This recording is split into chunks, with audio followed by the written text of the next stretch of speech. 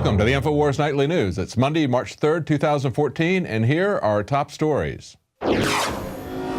Tonight, the trade war that threatens Europe and the FDA's plan to monitor social media.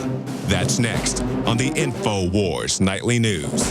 Ask what you can do for the New World Order. You can work while we finish building the technocracy, and then you can die. And we're going to enjoy watching you die.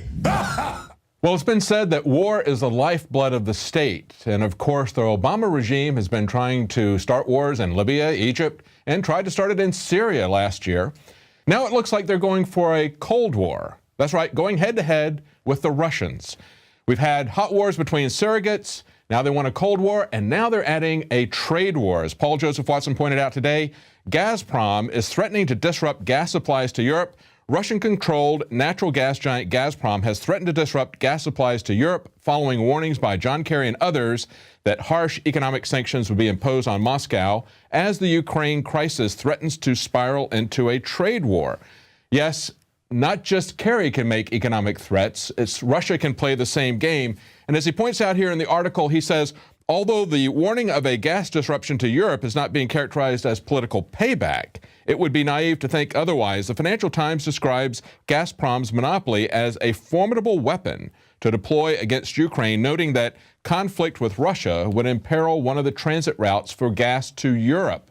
Now, Gazprom's announcement also follows these threats from John Kerry, of course, that he's going to isolate Russia economically.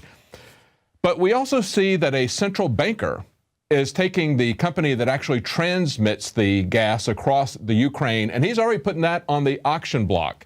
In a story from Kurt Nemo, he says the central banker, PM, says that Ukraine is ready for IMF auction block. This is another sign that what we're going to see here is a banker dictatorship selling off the assets of the country. On Monday, the central banker, the prime minister now of post-coup Ukraine, has signaled that the IMF is going to have a fire sale.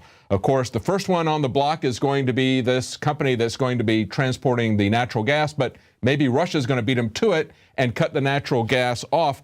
As they're saying here, the national oil and gas company of Ukraine will be put on the auction block. The pipelines are used to transit Russian gas to 18 European countries, including France and Italy. Now, listen to this quote from Forbes magazine. This is an interview with Vladimir Signorelli. He's president of an investment firm called Bretton Woods Research, LLC, and he told Forbes that Yatsenyuk is the kind of technocrat you want if you want austerity. We've heard that before. He says, with a veneer of professionalism, he's the type of guy who can hobnob with the European elite, a Mario Monti type, unelected and willing to do the IMF's bidding. Exactly. You remember the person that he's talking about, Mario Monti. He's the guy that they kind of sarcastically called Super Mario. He's a banker who was put in place in Italy, just like we had another Goldman Sachs banker put in place in Greece. These bankers come in, they depose the elected officials of these countries, and then enact these austerity programs, which, by the way, always work out to the advantage of the IMF and the central bankers of other countries, as well as the large banks like Goldman Sachs. And this is what we see happening now here in Russia and the Ukraine.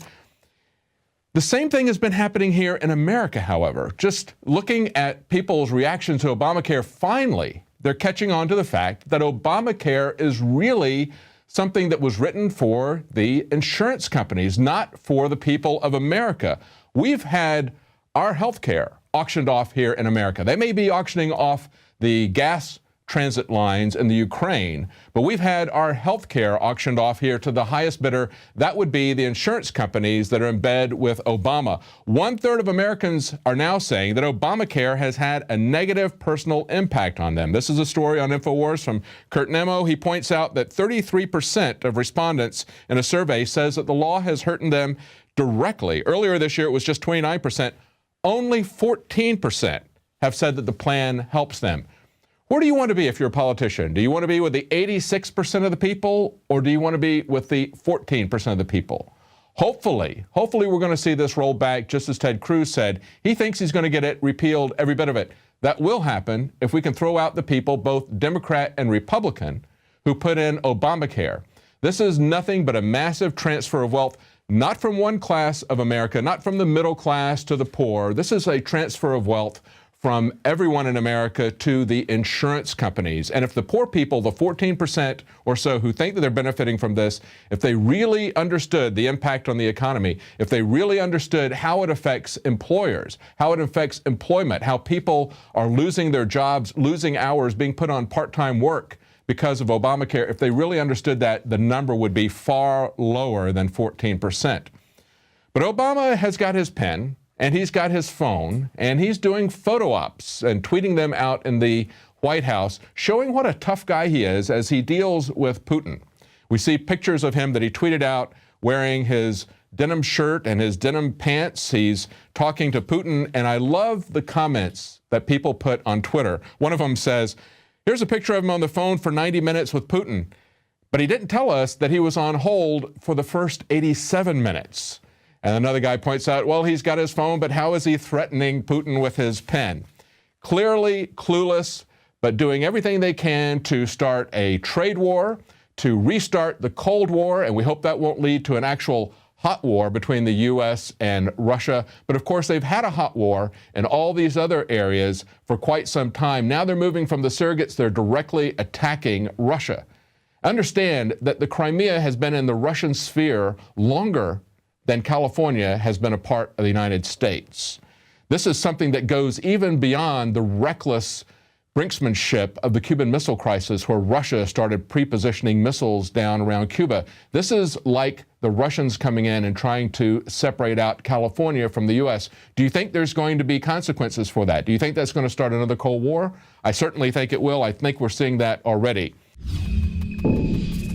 My friends, Alex Jones here to tell you about some of the most important information concerning you and your family's health. Radiation levels have more than doubled in the last 60 years in the Northern Hemisphere from all of the nuclear testing and radiological accidents. Radioactive contamination is now in most of the food supply. There's only two ways to avoid this. Move south of the equator or properly protect your thyroid with nascent iodine. Looking to protect my family, I've done deep research. Nascent iodine is the purest, cleanest, absolute best form of iodine to protect yourself and your family. It's made right here in the USA, completely non-GMO. I searched out the best quality and now have developed a double-strength form of nascent iodine, exclusively available at InfoWarsLife.com. Nascent iodine is on record as one of the only safe ways to detox from fluoride poisoning. Survival Shield Nascent Iodine. Secure your super high-quality nascent iodine today at InfoWarsLife.com. That's InfoWarsLife.com.